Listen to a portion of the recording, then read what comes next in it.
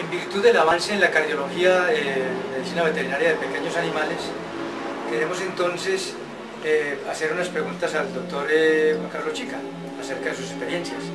Ese avance en la cardiología veterinaria en pequeños animales debe estar íntimamente ligada a los estudios e investigaciones que ha realizado el campo médico humano. Entonces, en virtud de esto, doctor Juan Carlos, ¿por qué existe la especialidad hoy en día de cardiología pediátrica en medicina humana?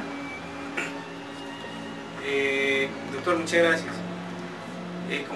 Como comentaba anteriormente, es muy importante, digamos, en cualquier profesión que se van haciendo especializaciones y subespecializaciones, ¿no? Digamos, en medicina humana ya no existe la cardiología para adultos. Ya es muy necesario el cardiólogo pediatra. ¿Por qué? Porque los diagnósticos que se hacen en cardiología pediátrica no son los mismos diagnósticos que se hacen en cardiología, digamos, de adultos. Las enfermedades, inclusive, doctor, varían mucho, ¿sí? Yo he visto, por ejemplo, pacientes tratados por el cardiólogo humano, con el doctor Javier Roberto Jaimes, y el doctor Javier Roberto Jaimes, sin demeritar el tratamiento que le hace el cardiólogo adulto, de antemano él lo ha remitido a él como cardiólogo pediatra, y el tratamiento ha tenido que ser muchas veces reevaluado. ¿Por qué? Porque los parámetros y las enfermedades y la conducta a tratarlas no es digamos la misma, ¿no? A mí me causaba un poco de sensación y escozor a la vez. Alguna vez que yo hablaba con un colega, el doctor Joaquín Castaño, que es médico humano, es un intensivista y cirujano gastrointestinal, y el doctor Joaquín Castaño me decía: Juan Carlos, ¿ustedes por qué no conocen tantas cosas que a nosotros nos toca estudiar en la especialización de nosotros?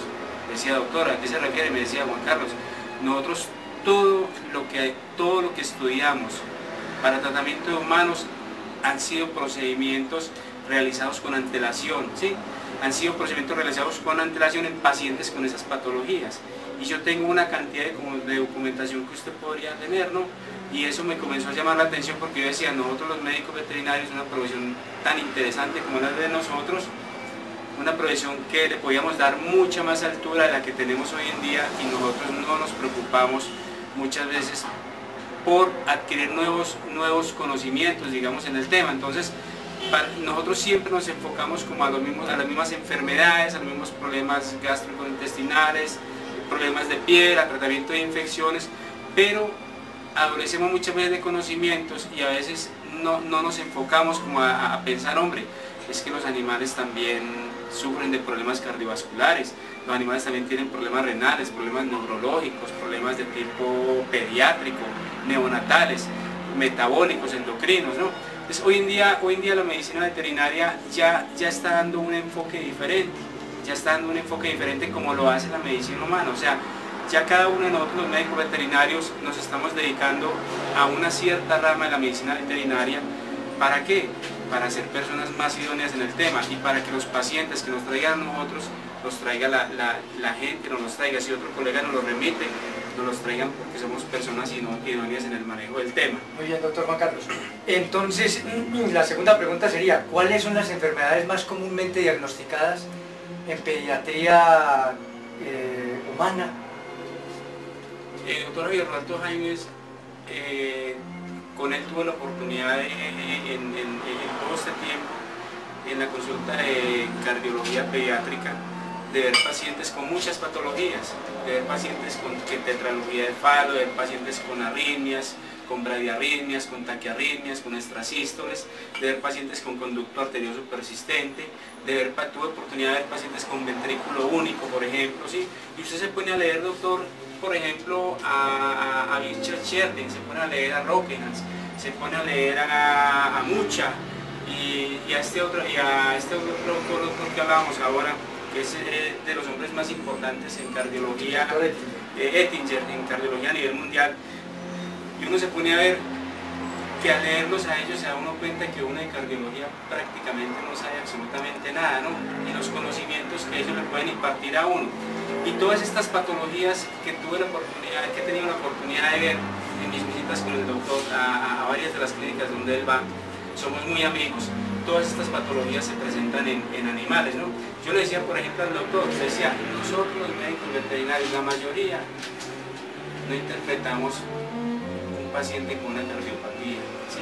Y lo importante que es de esto, pacientes cardiópatas que después de 6, 7, 8 años, inclusive pediátricos que se nos están muriendo por no hacerle un diagnóstico, porque nosotros siempre pensamos que el problema que tiene este paciente lo enfocamos a otro tipo de patologías, sobre todo de pronto un proceso infeccioso.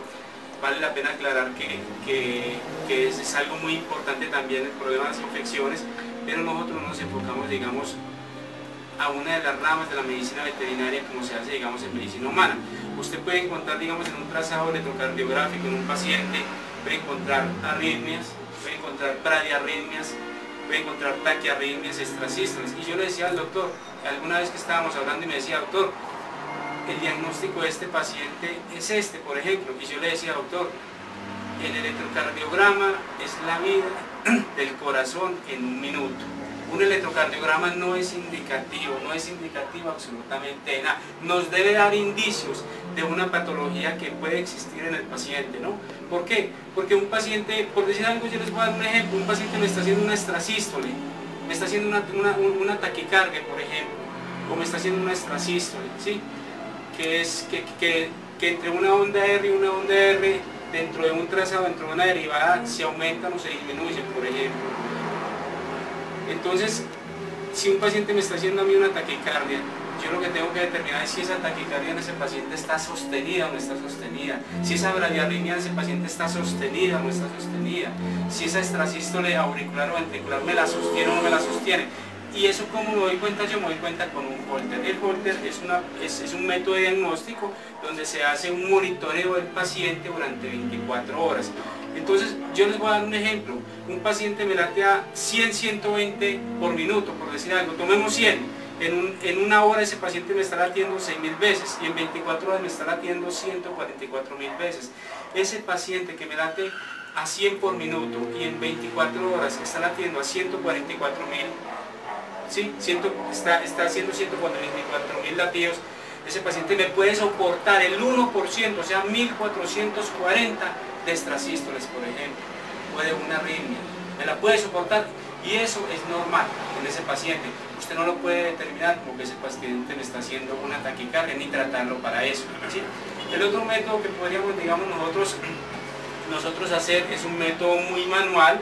Podemos hacer durante unos 8 o 10 días seguidos, tomarle al paciente la frecuencia cardíaca, digamos, cada 10 minutos durante una hora, y vamos valorando, vamos sacando la media y nos vamos dando cuenta si en esos 8 o 10 días nos persiste ese problema de esa arritmia o no. Eso es cuando uno no tiene de pronto un Holter.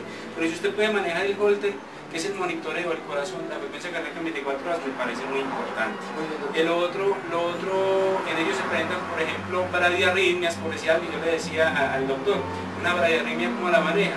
Haga una prueba de respuesta a la atropina. Si ese paciente haciendo 1 o 2 dosis de atropina durante cada 15 minutos, ese paciente me mejora la frecuencia cardíaca, lo que usted debe hacer es que usted sabe que ese paciente lo tiene que monitorear de otra forma. Pero si usted colocarle atropina al paciente, ese paciente no me mejora la frecuencia cardíaca, ¿qué está sucediendo? Ese paciente hay un problema, doctor Augusto, doctor Jiménez, a nivel de nódulo sinosal. Ese paciente requiere un marcapasos.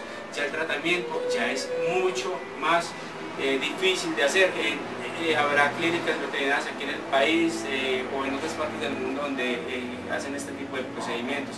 En medicina veterinaria como en medicina humana se puede hacer cateterismo, se puede hacer hemodinamia, se puede mediante otro tipo de métodos, por ejemplo, determinar si el paciente está con conductos arteriosos persistentes o no. Mire, un paciente con un conducto arterioso persistente, usted lo puede cerrar, ¿sí? Como son reactivos a oxígeno, o lo cierra colocándole oxígeno, o lo cierra colocándole indometacina a la dosis durante 2 días. Ese paciente, si el conducto arterioso está muy pequeño, usted lo puede cerrar. Otro método de diagnóstico sería hacer a través de un catéter, llegar hasta ahí y se colocan unas mallas. Ya hoy en día inclusive no se necesita hacer cirugía corazón abierto para cerrar conductos arteriosos persistentes.